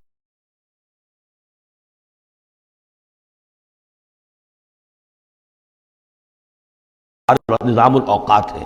ایک دن ایک رات، ایک دن ہو گیا، پھر ایک دن ایک رات، اس طرح بڑھتے بڑھتے پھر ہفتہ بنتا ہے، جو پھر اس کے بعد جو ہے وہ مہینہ اور سال. وَكُلَّ شَيْءٍ فَصَّلْنَاهُ تَفْصِيلًا، اور ہم نے ہر چیز کو پوری طرح کھول کھول کر بیان کر دیا ہے. وَكُلَّ إِنسَانٍ أَلْزَمْنَاهُ طَائِرَهُ فِي عُنُقِهِ، اور ہر انسان کے ہم نے چپکا دیا ہے اس کی قسمت یا اس کی نحوست یا اس کی خوشبختی یا اس کی جو بھی ہے بدقسمتی، یہ سب چیزیں انسان کی اپنی گردن میں ہم نے کہیں چپکا دی ہیں. اب اللہ جانے کہ یہ کوئی واقعتاً اس کی کوئی مادی حقیقت بھی ہے، شاید کوئی گلینڈ ایسا ہو جو ابھی تک ہمارے ڈسیکشن میں نہ آیا ہو، کوئی بہت ہی مائکروسکوپک ہو، اور اس میں کوئی بڑا ہی یوں سمجھیے کہ مائکروسکوپک کمپیوٹر اللہ نے لگا رکھا ہے. یہ سب ہو سکتا ہے، کچھ ممکن نہیں کہ پھر ہمیں کہیں معلوم ہو کہ یہاں پر کوئی چیز ہے، اونوقی اس کی گردن میں کوئی شے ہے کہ جو ہم نے وہاں پہ لٹکا دی ہے. وَكُلَّ إِنسَانٍ أَلْزَمْنَاهُ طَائِرَهُ، طائر کا لفظ جو آتا ہے عام طور پر تو نحوست کے لیے آتا ہے، لیکن یہ کہ اس کے ساتھ یہ جو بھی قسمت ہے، کسی کا مقسوم ہے، جو بھی اس کو ملنا ہے، یہ ساری چیزیں جو ہیں انسان کی، وہ ہر انسان کے ساتھ گویا کہ اس کی وہ کتاب الکتاب میں سے اللہ تعالیٰ نے جو اس کا کھاتا ہے، اس کا ڈیبٹ کریڈٹ وہ یہاں پر لگا دیا ہے. وَنُخْرِجُ لَهُ يَوْمَ الْقِيَامَةِ كِتَابًا يَلْقَاهُ مَنشُورًا، اور ہم نکال لیں گے اس کے لیے قیامت کے دن اسے ایک کتاب کی شکل میں جسے وہ پڑھے گا، کھلی ہوئی کتاب. یعنی یہیں پر شاید وہ کوئی لگا ہوا ہے، کوئی ریکارڈر ہے کہ جس کے اندر وہ سارے ہمارے افعال و اعمال ریکارڈ ہو رہے ہیں، چاہے وہ کتنا ہی مائکروسکوپک ہو، اور اس کے بعد اس کو نکال کر جو ہے وہ رکھا جائے. یہ ایک چپ کے اندر، آپ کو معلوم ہے چپسی کا تو سارا کھیل اس وقت دنیا میں چل رہا ہے، اس میں آپ کی پوری زندگی کی فلم موجود ہے، آپ نے ایک ایک حرف جو زبان سے نکالا وہ موجود ہے، آپ کے ذہن میں جو جو خیالات آتے رہے وہ موجود ہیں، آپ کے دل میں جو جو نیتیں پروان چڑھتی رہی وہ موجود ہیں. وہ ایک چپ جو ہے کفایت کرے گا. وَكُلَّ إِنسَانٍ أَلْزَمْنَاهُ طَائِرَهُ فِي عُنُقِهِ وَنُخْرِجُ لَهُ يَوْمَ الْقِيَامَةِ كِتَابًا يَلْقَاهُ مَنشُورًا، اور کہہ دیا جائے گا اقرا کتابک، خود پڑھ لو اپنی کتاب، یہ اپنا اعمال نامہ خود پڑھ لو. کفیٰ بنفسک اليوم علیک حسیبا، تم خود بھی آج کافی ہو کہ حساب کر لو، ڈیبٹ کریڈٹ کا حساب جوڑ لو، یہ سارا تمہارے سامنے تمہارا کچا چٹھا موجود ہے. من اہتدی فانما یہتدی لنفسہ، جو کوئی بھی ہدایت پر آتا ہے، ہدایت کو اختیار کرتا ہے تو وہ اپنے بھلے کے لیے، اپنے فائدے کے لیے. وَمَنْ ضَلَّ فَإِنَّمَا يَضِلُّ عَلَيْهَا، اور جو گمراہ ہوتا ہے تو ظاہر بات ہے وہ اپنے اوپر ہی اس کا وبال لے گا. گمراہ ہوتا ہے اپنے اوپر، اپنے خلاف، اپنے اوپر ہی وبال لے گا. وَلَا تَزِرُ وَازِرَةٌ وِزْرَ أُخْرَىٰ، اور دیکھو نہیں ہوگی کوئی جان اٹھانے والی کسی اور کے جان کے بوجھ کو. ہر ایک کو اپنا بوجھ خود اٹھانا ہے. جو بھی آپ کے اعمال کا انبار ہے وہ آپ کے کندھوں پر ہوگا، کوئی اور نہیں اٹھا سکے گا. وما كنا معذبين حتى نبعث رسولا ومن ضل ولا تزر وازرة وزر اخرى وما كنا معذبين حتى نبعث رسولا. یہ میں نے پہلے بھی حوالہ دیا تھا. آج یہ اللہ کی سنت رہی ہے کہ کسی قوم کے اوپر عذاب ہلاکت، عذاب استیصال، چھوٹے عذاب تو آتے رہتے تھے، لیکن یہ کہ بڑا عذاب جس سے کہ قوم کو نسیہ منسیہ کر دیا جائے، جیسے قوم نوح اور قوم ہود اور قوم صالح پر آئے وغیرہ، ان کے بارے میں اللہ کا قانون یہ ہے کہ جب تک رسول کو نہ بھیج دیا جائے، رسول حق کا حق ہونا واضح نہ کر دے، کوئی اشتباہ نہ رہے، حق مبرہن ہو جائے، اتمام حجت ہو جائے. رسلا مبشرین و منذرین لئلا یکون للناس علی اللہ حجت بعد الرسل، پھر اس کے بعد عذاب آتا تھا. وما كنا معذبین حتی نبعث رسولا، ہم عذاب دینے والے نہیں رہے ہیں جب تک کہ رسول نہ بھیج دیں. وَإِذَا أَرَدْنَا أَن نُهْلِكَ قَرْيَةً أَمَرْنَا مُتْرَفِيهَا، اور جب ہم فیصلہ کر لیتے تھے کہ کسی بستی کو یا کسی علاقے کے رہنے والوں کو ہلاک کرنا ہے تو پھر ہم کھلی چھوٹ دے دیتے تھے اس کے جو مرفہ الحال لوگ ہوتے تھے، دولت والے، پیسے والے، ان کی رسی دراز کرتے تھے. فَفَسَقُوا فِيهَا، وہ خوب ادھم مچاتے تھے، فسق و فجور، لہو و لعب، عیاشیاں، بدماشیاں، اس کا بازار گرم کر دیتے تھے. فَحَقَّ عَلَيْهَا الْقَوْلُ، یہاں تک کہ وہ گویا کہ بھٹی پوری طرح دہک جاتی تھی اور وہ بستی یا وہ علاقہ جو عذاب الہی کا پورے طور پر مستحق ہو جاتا تھا. وَحَقَّ عَلَيْهَا الْقَوْلُ فَدَمَّرْنَاهَا تَدْمِيرًا، تو پھر ہم اسے، اس بستی کو اکھاڑ کر پٹخ دیتے تھے، اللہ کی طرف سے عذاب آ جاتا تھا. یعنی یہ بتایا جا رہا ہے کہ عذاب آنے میں سب سے بڑا حصہ جو ہوتا ہے کسی قوم کے سرمایہ داروں کا ہوتا ہے، ان کی رنگ رلیاں، ان کے جو بھی ان کے عیش اور ان کی عیاشیاں اور ان کی بدماشیاں جو ہیں، در حقیقت وہ عوام اگر روک نہیں رہے تو وہ بھی مجرم ہو گئے۔ ہاں جو روکنے والے ہیں، نہیں منکر کرنے والے، ان کو اللہ تعالیٰ بچا لیتا ہے، ورنہ یہ کہ جن لوگوں نے ان کو روکا نہیں، گویا کہ وہ انہی کے حکم میں ہے۔ وَكَمْ أَهْلَكْنَا مِنَ الْقُرُونِ مِنْ بَعْدِ نوح، اور کتنی ہی نسلوں اور قوموں کو ہم نے ہلاک کیا ہے نوح کی قوم کے بعد۔ وَكَفَىٰ بِرَبِّكَ بِذُنُوبِ عِبَادِهِ خَبِيرًا بَصِيرًا، اور آپ کا رب کافی ہے لوگوں کے گناہوں سے واقف ہونے کے اعتبار سے، وہ جانتا ہے۔ کفا بربک بذنوب عبادہ خبیرا بصیرا، خبیر اور بصیر ہونے کے اعتبار سے خوب جانتا ہے کس نے کیا کمایا ہے، کس نے کون کون سے گناہ جو ہیں اپنے نامہ اعمال میں درج کرائے ہیں۔ یہ جو اب آیتیں آ رہی ہیں یہ اس موضوع پر، اگرچہ یہ موضوع جو ہے قرآن مجید میں بار بار آتا ہے، لیکن یہ مقام اس موضوع کے لیے ذروۂ سنام ہے قرآن کا، چوٹی یہ ہے اس موضوع پر۔ وہ موضوع کیا ہے؟ من کان یرید العاجلۃ عجلنا لہ فیہا ما نشاء لمن نرید، جو کوئی عاجلہ کا طلبگار بنتا ہے، اس دنیا ہی کا طالب ہے، یہیں کا عیش، یہیں کا آرام، یہیں کی دولت، یہیں کا نام، یہیں کی شہرت، یہیں کا اقتدار، بس یہی کا چاہیے، یہی چاہیے۔ من کانا یرید العاجلۃ، جو ارادہ کر رہا ہے اسی کا، عجلنا لہ فیہا، تو ہم جلد دے دیتے ہیں اسے اس میں سے، کچھ دولت دے دیں گے، کچھ اور شہرت دے دیں گے، کچھ دنوں کے لیے وزیر اعظم بنا دیں گے، کچھ اور کر دیں گے، ان کی محنت جو ہے اس کو کسی نہ کسی درجے میں کامیاب کر دیں گے، لیکن دو شرطوں کے ساتھ۔ ما نشاء لمن نرید، جتنا ہم چاہیں گے اور جس کے لیے چاہیں گے۔ یہ ضروری نہیں کہ ہر شخص جو دنیا کا طالب ہے دنیا اسے مل ہی جائے۔ بہت سے ایسے لوگ ہوتے ہیں وہ ساری عمر اپنے آپ کو ہلکان بھی کر دیتے ہیں، دنیا پھر بھی ہاتھ نہیں آتی، ایسا بھی ہوتا ہے۔ یہ اللہ کا فیصلہ ہوتا ہے، جتنا ہم چاہتے ہیں، جس کو چاہتے ہیں، دنیا میں اس کی محنت کا نتیجہ دے دیتے ہیں۔ من کان یرید العاجلۃ عجلنا لہ فیہا ما نشاء لمن نرید ثم جعلنا لہ جہنم، پھر چونکہ وہ طالب دنیا کا تھا اس میں سے ہم نے انہیں دے دیا جتنا چاہا، پھر اس کے لیے ہم جہنم مقرر کر دیتے ہیں، یصلاھا مذموما مدحورا، اس میں وہ داخل ہوگا مذمت زدہ ہو کر اور دھکے دیے جا کر۔ اب دوسری طرف من اراد الآخرۃ، اب یہ ہے اصل شے جس کو لٹمس ٹیسٹ میں کہتا ہوں۔ ہر شخص اپنے گریبان میں جا کے میں طالب آخرت ہوں یا طالب دنیا ہوں۔ دنیا کی بجائے یہ لفظ عاجلہ آیا ہے، دنیا بھی مؤنث ہے، ادنا قریب کی شے کو کہتے ہیں ادنا، اور اس کا مؤنث دنیا۔ عاجل جلدی والی شے، دنیا جو ہے یہ زندگی نقد ہے اور یہ فوری طور پر ہے، یہاں کی جو راحت ہے وہ بھی نقد ہے، یہاں کی تکلیف ہے وہ بھی نقد ہے، فوری طور پر محسوس ہو جاتی ہے۔ آخرت کی راحت بھی ابھی وہ بعد میں آنے والی شے ہے، اور وہاں کا عذاب بھی بعد میں آنے والا، اس لیے وہ آخرہ ہے۔ تو آخرہ کے مقابلے میں یا دنیا کا لفظ آئے گا یا عاجلہ کا لفظ آئے گا۔ من کان یرید العاجلۃ عجلنا لہ فیہا ما نشاء لمن نرید ثم جعلنا لہ جہنم یصلاھا مذموما مدحورا ومن اراد الآخرۃ وسعی لہا سعیہا وہو مومن، جو آخرت کا طالب ہو اور صرف کہنے میں نہ ہو، بات کرنے میں زبانی کلامی نہ ہو، بلکہ یہ کہ واقعتاً اس کے لیے ویسی محنت کرے جیسی کہ آخرت کے لیے کرنی چاہیے، یہ شرط عین ہے۔ وسعی لہا سعیہا، اس دنیا کے لیے کتنی بھاگ دوڑ کرتے ہو، اس کے ساتھ ذرا مقابلہ کرو، آخرت اس کے مقابلے میں کتنی قیمتی ہے، کتنی بھاگ دوڑ اس کے لیے ہونی چاہیے۔ وسعی لہا سعیہا وہو مومن، ایمان بھی رکھتا ہو اور اس کے لیے ویسی محنت کرے جیسی کہ اس کے لیے کی جانی چاہیے۔ فاولئک کان سعیہم مشکورا، یہ وہ لوگ ہوں گے کہ جن کی سعی جو ہے اللہ تعالیٰ کے ہاں اس کی قدر کی جائے گی، قدر افزائی کی جائے گی۔ اللہم ربنا اجعلنا منہم، کافی کٹھن مقام ہے، آسان نہیں ہے، بڑی شرطیں ہیں جو اللہ نے لگائی ہیں۔ ومن اراد الآخرۃ وسعی لہا سعیہا وہو مومن فاولئک کان سعیہم مشکورا اللہم ربنا اجعلنا منہم کلا نمد ہؤلاء وہؤلاء من عطاء ربک۔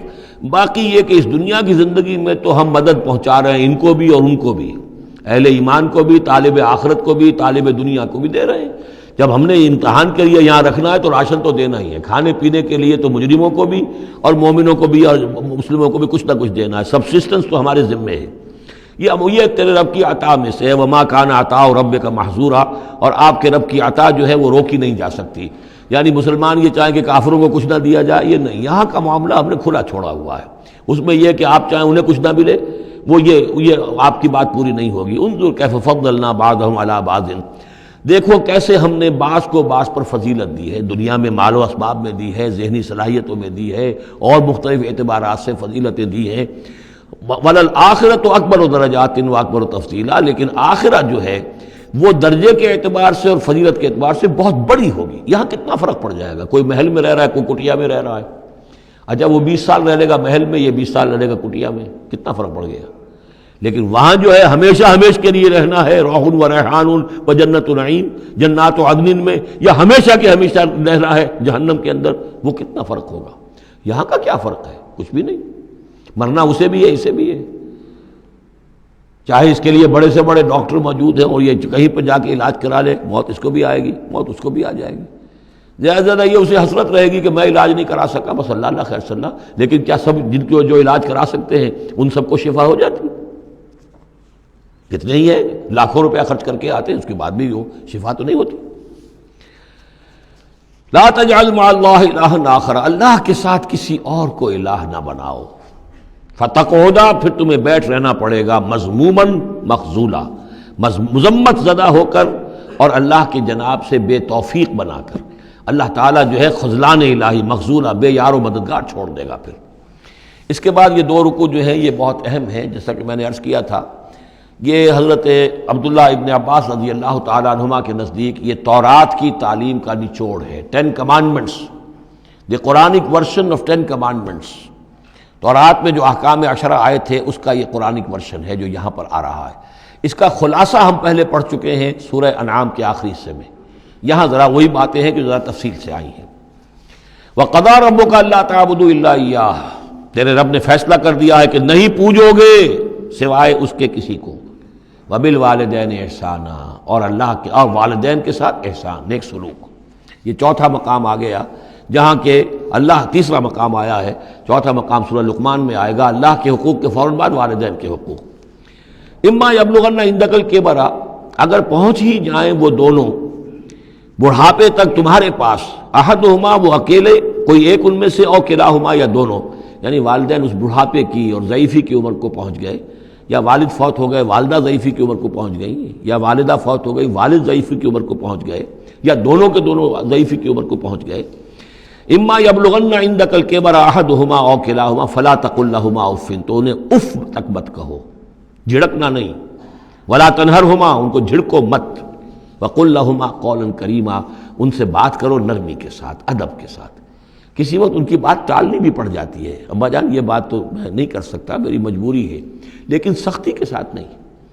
ایسی بات نہ ہو کہ جس سے ان کا دل دکھے کہ آج یہ میرے سامنے سینہ تان کر بات کر رہا ہے، کل یہی تھا وہ جو چھوٹا چھوٹا سا لپٹتا تھا میری ٹانگوں میں آ کر، اور وہ یہی ہے جسے میں گود میں لیے پھرتا تھا، یہ دل دکھے نہ۔ وَاخْفِضْ لَهُمَا جَنَاحَ الذُّلِّ مِنَ الرَّحْمَةِ، یہ آ گیا جو میں نے کہا تھا، والدین کے لیے بھی اپنے بازوؤں کو، کندھوں کو عاجزی کے ساتھ ان کے سامنے جھکا کر رکھو، سینہ تان کر بات نہ ہو ان سے، بات جب بھی ہو معلوم ہو کہ جھکے ہوئے ہیں، ان کا ادب کر رہے ہیں۔ وَقُلْ رَبِّ ارْحَمْهُمَا كَمَا رَبَّيَانِي صَغِيرًا، اور دعا کیا کرو کہ اے میرے رب ان پر رحم فرما دونوں پر، جیسے کہ انہوں نے ہمیں پالا، مجھے پالا جبکہ میں چھوٹا سا تھا، میں تو سب سے زیادہ ضعیف تھا، کمزور تھا، میرے لیے غذا کا، میرے آرام کا، مجھے تکلیف ہو تو تڑپتے یہ تھے، تو اے پروردگار اب ان کے احسانات کا میں کیا بدلہ چکا سکتا ہوں، میں تجھ ہی سے درخواست کرتا ہوں کہ جو کچھ احسانات انہوں نے مجھ پر کیے ہیں تو ان کو، ان کے طفیل، تو ان کی خطائیں بخش دے اور ان پر رحم فرما۔ وَقُلْ رَبِّ ارْحَمْهُمَا كَمَا رَبَّيَانِي صَغِيرًا ربکم عالم بما فی نفوسکم، تمہارا رب واقف ہے خوب جو کچھ تمہارے دلوں میں ہوتا ہے۔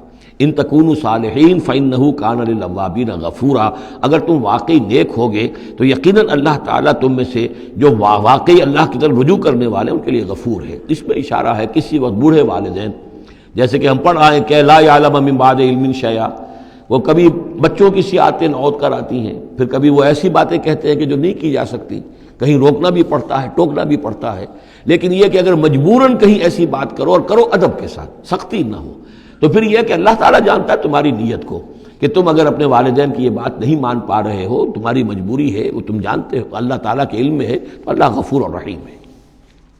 وَآتِ ذَا الْقُرْبَىٰ حَقَّهُ، اور قرابت داروں کو بھی ان کا حق ادا کرو، والمسکین، اور مسکین کو، وابن السبیل، اور مسافر کو، ولا تبذر تبذیرا، اور نام و نمود کے لیے اپنی دولت مت اڑاؤ۔ تبذیر جو ہے اسراف سے بہت بڑا جرم ہے۔ اسراف یہ ہے کہ ضرورت میں ضرورت سے زائد خرچ کیا جائے۔ کھانا آپ کی ضرورت ہے، وہ کھانا ایک سالن روٹی سے بھی آپ کی غذا پوری ہو سکتی ہے، لیکن 4 کھانے، یہ اسراف ہے۔ کپڑا آپ کی ضرورت ہے لیکن وارڈروب بھری ہوئی ہیں کپڑوں سے، یہ اسراف ہے۔ جتنے آپ کے لیے لازم ہے، ضروری ہے، وہ رکھیے۔ اور تبذیر یہ ہے کہ بلا ضرورت خرچ کرنا، صرف نام و نمود کے لیے، اپنی دولت کی نمائش کے لیے، شادیوں پر خرچ ہو رہا ہے اور کس قدر ہو رہا ہے، دھوم دھڑکتا ہے، کوئی اس کی ضرورت نہیں ہے۔ یہ ہے تبذیر۔ ولا تبذر تبذیرا، اپنی دولت کو نام و نمود کے لیے مت اڑاؤ۔ ان المبذرین کانوا اخوان الشیاطین، یقیناً یہ مبذرین جو ہیں، یہ فضول خرچی کرنے والے، بیکار دولت اڑانے والے اپنی دولت کی نمائش کے لیے، یہ شیطانوں کے بھائی ہیں۔ یہ کیوں ہے؟ یہ بات جب میری سمجھ میں آئی تھی تو بہت قرآن مجید کے ایک اعجاز کا ایک پہلو مجھ پر منکشف ہوا تھا کہ وہ جو آیت ہم پڑھ چکے سورہ مائدہ میں، شیطان کیا چاہتا ہے؟ انما یرید الشیطان ان یوقع بینکم العداوۃ والبغضاء فی الخمر والمیسر، شیطان یہ چاہتا ہے کہ تمہارے مابین دشمنی پیدا کرے، بغض پیدا کر دے شراب اور جوئے کے ذریعے سے۔ وہی بغض اور دشمنی جو ہے وہ اس سے پیدا ہوتی ہے کہ کسی سیٹھ صاحب کی بیٹی کی شادی ہے اور اس پر جو کچھ ہو رہا ہے، وہ جو پوری کوٹھی جو ہے وہ بنی ہوئی ہے، بقائے نور بنی ہوئی ہے اور دھوپ دھڑ رہا ہے۔ اچھا، اسی سیٹھ صاحب کا کوئی شوفر بھی ہوگا، کوئی پہرے دار ہوگا، کوئی مالی ہوگا، کوئی اس کا خانسامہ ہوگا، اس کی بچی شاید بوڑھی ہو رہی ہو، اس کے ہاتھ پیلے نہیں ہو رہے ہیں، کیا ہوگا اس کے دل میں؟ کیا چھریاں نہیں چل رہی ہوں گی اس کے دل میں؟ کیا پھر محبت پیدا ہوگی یا نفرت پیدا ہوگی؟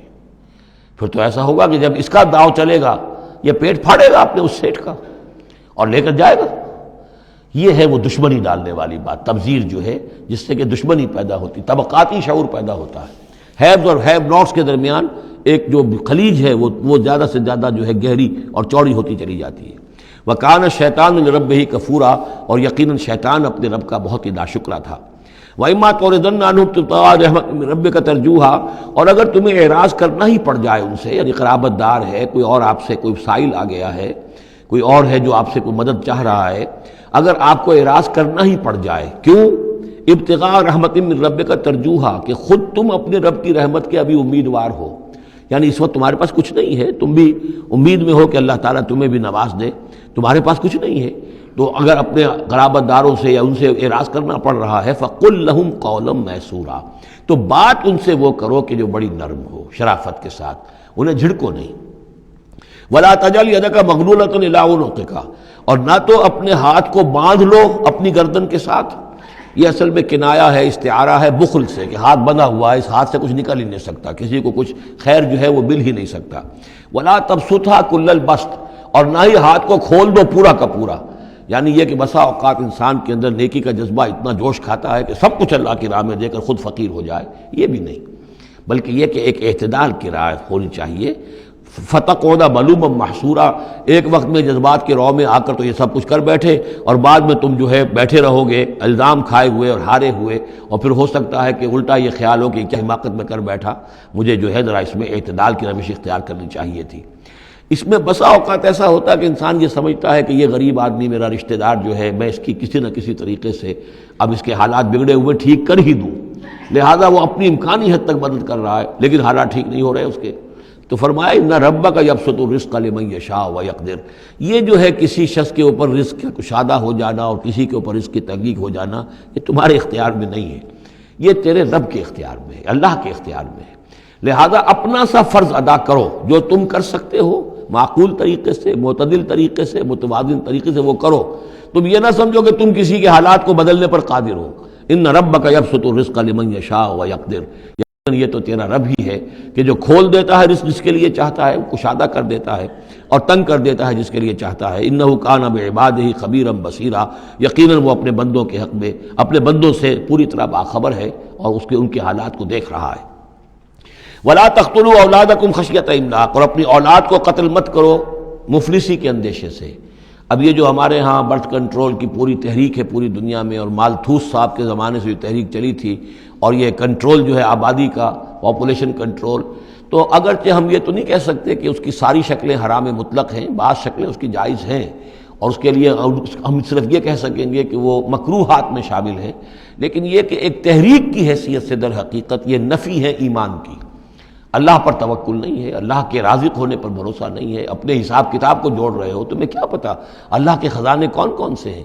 ابھی کچھ عرصے پہلے ہمیں پتہ ہی نہیں تھا کہ سمندر کے اندر سے کیا کچھ غذا نکل آئے گی اور کتنی عمدہ غذا ہوگی۔ یہ گوشت جو آپ کو سمندر سے ملتا ہے یہ کس قدر عمدہ ہے صحت کے لیے۔ باقی جو گوشت ہم کھاتے ہیں اوپر سے ریڈ میٹ، اس کے اندر کیا کیا ہیزرڈز ہیں اور کیا کیا خرابیاں ہماری صحت کے لیے، اور یہ جو ہے جو ہمیں ملتا ہے سمندر سے یہ کس قدر عمدہ ہے، لحمن طریہ جو ہم پڑھ چکے ہیں، تو معلوم نہیں تھا۔ اسی اعتبار سے جان لیجئے کہ تم اپنی اولاد کو قتل نہ کرو، اگرچہ جو بھی یعنی یوں سمجھیے کہ کنٹراسیپٹیو میتھڈ جو ہیں اس کے اوپر قتل کا اطلاق تو نہیں ہوگا، البتہ یہ کہ اگر باقاعدہ ایبارشن ہوتی ہے تو وہ تو یقیناً قتل ہی کے زد میں آئے گی۔ وَلَا تَقْتُلُوا أَوْلَادَكُمْ خَشْيَةَ إِمْلَاقٍ نَحْنُ نَرْزُقُهُمْ وَإِيَّاكُمْ، ہم ہی ان کو بھی رزق پہنچائیں گے اور تمہیں بھی ہم دیتے ہیں۔ تم سمجھتے ہو کہ تمہیں رزق خود اپنے ذریعے سے مل رہا ہے، یہ رزق ہم نے ہے جو تمہیں دیا ہے۔ إِنَّ قَتْلَهُمْ كَانَ خِطًا كَبِيرًا، یقیناً ان کو قتل کرنا جو ہے بہت بڑی خطا ہے۔ وَلَا تَقْرَبُوا الزِّنَا، اور زنا کے قریب تک مت جاؤ۔ اب یہاں پر یہ نہیں کہا کہ زنا مت کرو، زنا سے تو بہت فاصلے پر رہو، keep at a safe distance. ولا تقربوا الزنا، اس کے قریب تک نہ جاؤ، انہ کان فاحشۃ وساء سبیلا، یقیناً یہ بہت بے حیائی کا کام ہے اور بہت ہی برا راستہ ہے۔ ولا تقتلوا النفس التي حرم اللہ الا بالحق، اور مت قتل کرو اس جان کو، انسانی جان کو جسے اللہ نے محترم ٹھہرایا ہے مگر حق کے ساتھ۔ حق کیا ہے؟ قاتل کو قتل کیا جائے گا، اس کی جان لے لی جائے گی، اس کے قتل کے بدلے خون کے بدلے خون، یا مرتد ہے اس اسلامی ریاست میں اسے قتل کر دیا جائے گا، یا یہ کہ زانی یا زانیہ ہے شادی شدہ اس کو رجم کیا جائے گا، یا یہ ہے کہ اور بھی کوئی قتل کی جو ہے جس کے اوپر یہ کہ عائد ہو جائے، کافر ہے حربی ہے، ہر کافر نہیں، جس کے ساتھ اعلان جنگ ہے اسے قتل کیا جائے گا، یہ ہے بالحق۔ ومن قتل مظلوما، اور جسے قتل کر دیا گیا مظلوم طور پر بغیر یعنی کسی حق کے ظلم سے، فقط جعلنا لولیہ سلطانا، تو اس کے ولی کو ہم نے ایک اختیار دیا ہے، اس کے اختیار ہے اب جو مقتول ہے اسلامی قانون میں اس کے ورثاء کو اختیار حاصل ہے، چاہے تو وہ قاتل کی جان لے لیں، اصرار کریں اس پر کہ ہم خون کا بدلہ خون، جان کا بدلہ جان لیں گے، چاہے اسے معاف کر دیں، اور چاہے تو خون بہا لے کر اور جو رقم لے کر جو ہے اس کو معاف کر دیں۔ یہ تین شکلیں ہیں، لیکن اختیار ان کے پاس ہے، حکومت کے پاس نہیں ہے، کوئی جج یہ فیصلہ نہیں کر سکتا، کوئی صدر مملکت جو ہے اس کا مختار نہیں ہے، جو ہمارے دستور میں ان کو اختیار دے رکھا ہے وہ اسلام کے صریح منافی ہے۔ یہ تو در حقیقت اختیار ہے صرف مقتول کے ورثاء کا۔ فلا یسرف فی القتل، تو وہ بھی قتل میں حد سے تجاوز نہ کرے، یہ نہ کرے کہ ایک آدمی قتل کیا اس کے قبیلے والوں نے ہم ان کے 10 قتل کریں گے، نہیں، یہ نہیں، بلکہ یہ کہ ایک قاتل جو ہے در حقیقت قتل کے بدلے اسی قاتل کی جان لی جائے گی۔ انہو کانا منصورا، اس کی مدد کی جائے گی، یعنی جو بھی مقتول کے ورثاء ہیں ان کی مدد کی جائے گی۔ ریاست کا کام یہ ہے کہ وہ قاتل کو تلاش کرے، قاتل کو پکڑے، مقدمہ چلائے، اس پر ثبوت فراہم کرنا، یہ سارا ریاست کا کام ہے، لیکن مقدمے میں مدعی ریاست نہیں ہے۔ ہمارے ہاں غلطی یہ کہ اسٹیٹ ورسس وہ قانون جو مقدمہ بنتا ہے اس میں مدعی حکومت ہوتی ہے، یہ نہیں ہے، ریاست نہیں ہے، بلکہ مدعی جو ہے وہ مقتول کے ورثاء ہیں اسلام میں قتل کے مقدمات میں۔ ولا تقربوا مال الیتیم الا بالتی احسن، یہ آیت ہم پہلے بھی پڑھ چکے ہیں، اور یتیم کے مال کے قریب تک بھی مت آؤ مگر بہترین طریقے سے، اس کی حفاظت کرو اور اس کو سنبھال کر رکھو، اس کو ضائع نہ کرو، اسے کھانے اور ہڑپ کرنے کی کوشش نہ کرو، حتی یبلغ اشدہ، یہاں تک کہ وہ اپنی پوری قوت کو پہنچ جائے، پوری جوانی کو پہنچ جائے، سمجھ کو پہنچ جائے، بالغ ہو جائے۔ وَأَوْفُوا بِالْعَهْدِ، اور عہد کو پورا کرو، ان العہد کان مسئولا، یقیناً عہد جو ہے معاہدہ جب بھی ہو جائے اس کے بارے میں مسئولیت ہے، اللہ کے ہاں جواب دہی کرنی پڑے گی، باس پرس ہوگی۔ وَأَوْفُوا الْكَيْلَ إِذَا كِلْتُمْ، اور جب بھی تم ماپو تو پورا ماپو، پیمانہ پورا بھرو۔ وزنوا بالقسطاس المستقیم، جب تولو تو پوری سیدھی ترازو کے ساتھ تولو۔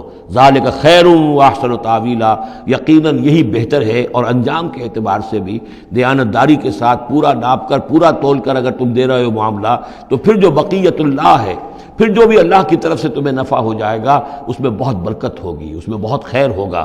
احسن تاویلا ولا تخف ما ليس لك به علم ان السمع والبصر والفؤاد كل اولئك كان عنه مسؤولا۔ اس آیہ مبارکہ کے بارے میں انشاءاللہ کچھ تفصیل سے مجھے گفتگو کرنی ہے۔ بارک اللہ لی ولکم فی القرآن العظیم ونفعنی وإیاکم بالآیات والذکر الحکیم۔